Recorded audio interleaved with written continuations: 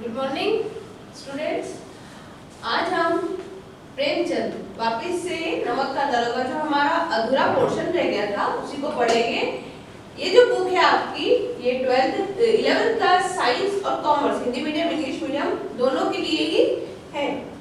नमक का दरोगा पार्ट 1, लेखक है उसके मुंशी प्रेमचंद।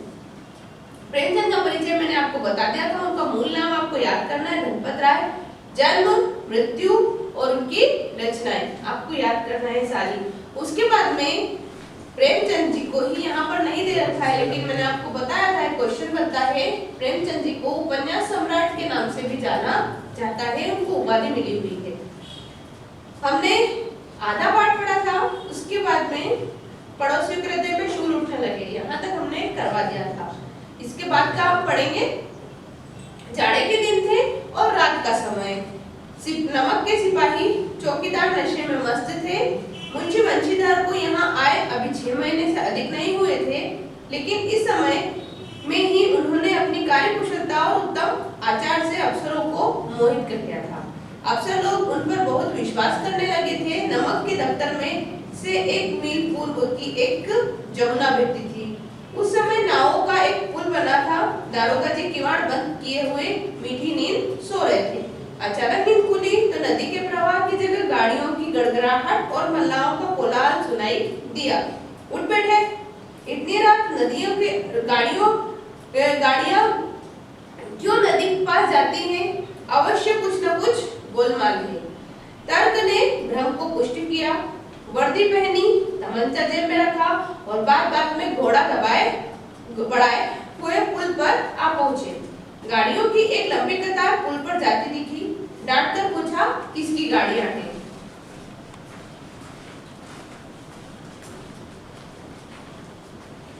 थोड़ी देर सन्नाटा रहा, फिर आदमियों में कुछ कानाफूसी हुई। तब आगे वाले ने कहा, पंडित अलोपीदीन की। कौन पंडित अलोपीदीन? दातागंज के मुंशी बंशीधर चौके। पंडित अलोपीदीन इस इलाके के सबसे प्रतिष्ठित जमींदार थे। ये ऑब्जेक्टिव क्वेश्चन है कि वो कौन थे, कौन सा ओहदा था उनका। लाखों रुपए की लेन देन करते थे। इधर छोटे से बड़े कौन ऐसे थे जो उन्हें उनके ऋणी न हो। बहुत ही बड़ा लंबा चौड़ा था व्यापार उनका। बड़े चलते पुर्जे आदमी थे। अंग्रेज अफसर उनके इशारे में इलाके में शिकार खेलने आते और उनके मेहमान होते। 12 मास सदा व्रत चलता था। मुंशी जी ने पूछा, गाड़ियां कहाँ जाएंगी? उत्तर मिला, कानपुर। लेकिन इस प्रश्न पर इसमें क्या है, सन्नाटा छा गया। दरोगा साहब का संदेह और भी बढ़ा। कुछ देर तक उत्तर की बात देखकर वह जोर से बोले, क्या तुम सब गूंगे हो गए हो? सब पूछते हैं इसमें क्या गता है। जब इस बार भी कोई उत्तर न मिला तो उन्होंने घोड़े को एक गाड़ी से मिलाकर बोरे को टटोला। भ्रम दूर हो गया, यह नमक के ठेले थे। पंडित अलोपीदीन अपनी सजीले रथ पर सवार कुछ सोते कुछ जागते चले आते। अचानक कई गाड़ीवान भी घबराए और आकर जगाया और बोले, महाराज, दारोगा ने गाड़ियां रोक दी है और घाट पर खड़े हो आपको बुला रहे हैं। पंडित अलोपीदीन का लक्ष्मी जी पर अखंड विश्वास था। वह कहा करते थे कि संसार का तो कहना ही क्या, स्वर्ग में भी लक्ष्मी का राज्य है। उनका यह कहना यथार्थ ही था। न्याय और नीति सब लक्ष्मी के ही खिलौने हैं, इन्हें वह कैसे चाहती नचा सकती है। लेटे ही लेटे गर्व से बोले, चलो हम आते हैं। यह कहकर पंडित जी ने बड़ी निश्चिंतता से पान का बीड़ा लगाकर खा लिया। फिर लिहाफ ओढ़े, मतलब ओढ़ने का जो उनका दुपट्टा था वो ओढ़ा और दरोगा के पास आकर बोले, बाबूजी आशीर्वाद कहिए, हमसे कौन सा अपराध हुआ? गाड़ियां रोक दी गई। हम ब्राह्मणों को पर तो कुछ आपकी कृपा दृष्टि रहनी चाहिए।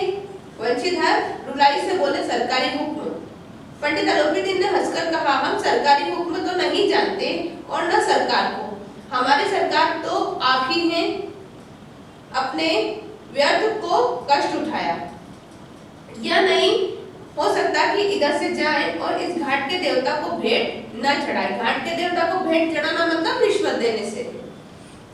मैं तो आपकी सेवा में स्वयं ही आ रहा था। वंशीधर पर ऐश्वर्य और मोहिनी वंशी का कुछ प्रभाव न पड़ा। ईमानदारी की नई उमंग थी। कड़क कर बोले, हम उन हराम में नहीं जो कोड़ियों पर अपने ईमान बेचते फिरते हैं। आप इस समय हिरासत में हैं। आपके कायदे के अनुसार चालान होगा। बस मुझे अधिक बातों की फुर्सत नहीं। जमादार बद्दू सिंह, तुम्हें इन्हें हिरासत में ले चलो, मैं हुक्म देता हूँ। पंडित अलोपीदीन स्तंभित हो गए। वो देखकर अचानक उनको समझ नहीं आया क्या करना चाहिए। गाड़ी वालों में हलचल मच गई। पंडित जी के जीवन में कदाचित यह पहला ही अवसर था, क्योंकि इसके पहले वो रिश्वत दे दे के निकल जाया करते थे, कि पंडित जी की यह ऐसी कठोर बातें सुननी पड़ी। बद्दू सिंह आगे बढ़ा, किंतु रोब के मारे यह साहस न हुआ कि उनका हाथ पकड़ सके। यह अभी उद्दंड लड़का है। पंडित जी ने धर्म को धन का ऐसा निरादर करते कभी नहीं देखा था। मोह माया के जाल में अभी अभी नहीं पड़ा। अल्लड़ है, झिझकता है। बहुत दीन भाव से बोले, बाबू साहब ऐसा न कीजिए, हम मिट जाएंगे, इज्जत धूल में मिल जाएगी। हमारा अपमान करने से आपके हाथ क्या आएगा? हम किसी तरह आपसे बाहर थोड़े ही हैं। वंशीधर ने कुछ कठोर स्वर में कहा, हम ऐसी बातें नहीं सुनना चाहते। अलोपीदीन ने जिस सहारे को चट्टान समझ रखा था, वह पैरों के नीचे से खिसकता हुआ मालूम हुआ। स्वाभिमान और धन ऐश्वर्य की को कड़ी चोट लगी, किंतु अभी तक धन की सांख्यिक शक्ति का पूरा भरोसा था। अपने मुख्तार से बोले, लाला 1000 के नोट बाबू साहब को भेंट करो। आप इस पर समय भूखे सिंह हो रहे हैं। वंशीधर ने गर्म होकर कहा, 1000 नहीं, 1 लाख भी मुझे सच्चे मार्ग से नहीं हटा सकता। मतलब वो रिश्वत लेने के लिए बिल्कुल भी तैयार नहीं हुए। धर्म की इस बुद्धिहीन दृढ़ता और देव दुर्लभ त्याग पर मन बहुत झुंझलाया। अब दोनों शक्तियों में संग्राम होने लगा। धन ने उछल उछल कर आक्रमण करना शुरू किया। मतलब वो अलोपीदीन उनको धन का लालच दे के और उनकी तरफ मिलाना चाह रहे थे। और इधर से ये 1 से 5, 5 से 10, 10 से 15, 15 से 20,000 तक किंतु नौबत पहुंच गई। किंतु धर्म अलौकिक वीरता के साथ इस बहुसंख्यक सेना के सम्मुख अकेला पर्वत की भांति अटल यानी एक जगह पे स्थिर रहना, अविचलित खड़ा था। अलोपीदीन निराश होकर बोले, अब इससे अधिक मेरा साहस नहीं, आगे आपको अधिकार है। वंशीधर ने अपने जमादार को ललकारा। बद्दू सिंह मन में दारोगा जी को गालियां देता हुआ पंडित अलोपीदीन की ओर बढ़ा। पंडित घबरा कर 2-3 कदम पीछे हट गए। अत्यंत दीनता से बोले, बाबू साहब ईश्वर के लिए मुझ पर दया कीजिए, मैं 25,000 पर निपटारा करने को तैयार हूँ। असंभव बात है, 30,000 पर किसी तरह भी संभव नहीं। क्या 40,000 पर भी नहीं? 40,000 नहीं, 40 लाख पर भी असंभव है। बद्दू सिंह, इस आदमी को अभी हिरासत में ले लो। अब मैं एक शब्द भी नहीं सुनना चाहता। धर्म ने धन को पैरों तले कुचल डाला। ये एक मुहावरा भी बनेगा आपका। अलोपीदीन ने एक हष्ट-पुष्ट मनुष्य को हथकड़ियां लिए हुए एक तरफ आते देखा। चारों ओर निराश और कातर दृष्टि से देखने लगे। इसके बाद एकाकार मूर्छित हो गिर पड़े। दुनिया सोती थी पर दुनिया की जीभ जागती थी। सवेरे देखिए तो बालक वृद्ध सबके मुंह पर यही बात सुनाई देती थी। जिसे देखिए वही पंडित जी के इस व्यवहार पर टीका टिप्पणी कर रहा था। निंदा की बौछारें हो रही थी। निंदा यानी बुराइयों की बौछार हो रही थी। मानो संसार से अब वे पापी का पाप कट गया। पानी को दूध के नाम पर बेचने वाला ग्वाला, कल्पित रोज नामचे भरने वाले अधिकारी वर्ग, रेल में बिना टिकट सफर करने वाले बाबू लोग, जाली दस्तावेज बनाने वाले सेठ और साहूकार, ये सब के सब देवताओं की भांति गर्दनें चला रहे थे। जब दूसरे दिन पंडित अलोपीदीन अभियुक्त होकर कांस्टेबलों के साथ हाथों में हथकड़ियां, हृदय में ग्लानि और शोक भरे लज्जा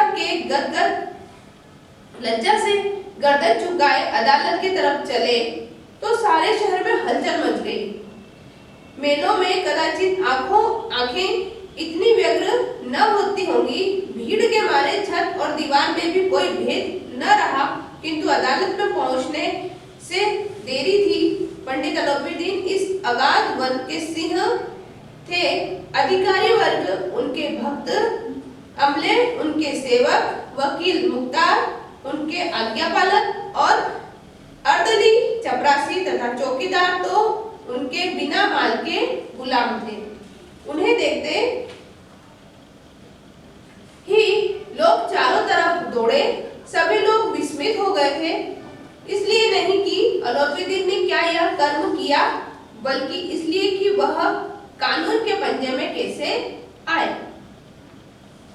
ऐसा मनुष्य जिसके पास असाध्य साधन करने वाला धन और अनन्य वाचालता हो, वह कानून के पंजे में आए।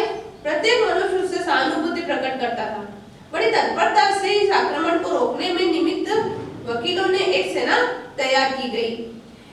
न्याय के मैदान में धर्म और धन के युद्ध ठन गया। वंशीधर चुपचाप खड़े थे। उनके पास सत्य के सिवा न कोई बल था, न स्पष्ट भाषण के अतिरिक्त कोई शस्त्र था। गवाह थे, किंतु लोग से दंडवत। यहाँ तक कि मुंशी जी को न्याय भी अपनी ओर से कुछ खींचा हुआ दिख पड़ता था। वह न्याय का दरबार था, किंतु उनके कर्मचारियों पर पक्षपात का नशा छाया हुआ था। किंतु पक्षपात और न्याय का क्या मेल? जहाँ पक्षपात हो वहाँ न्याय की कल्पना नहीं की जा सकती। मुकदमा शीघ्र समाप्त हो गया। डिप्टी मजिस्ट्रेट ने अपनी तजवीज में लिखा, पंडित अलोपीदीन के विरुद्ध दिए गए प्रमाण निर्मूल और भ्रामक है। वह एक बड़े भारी आदमी है। यह बात कल्पना के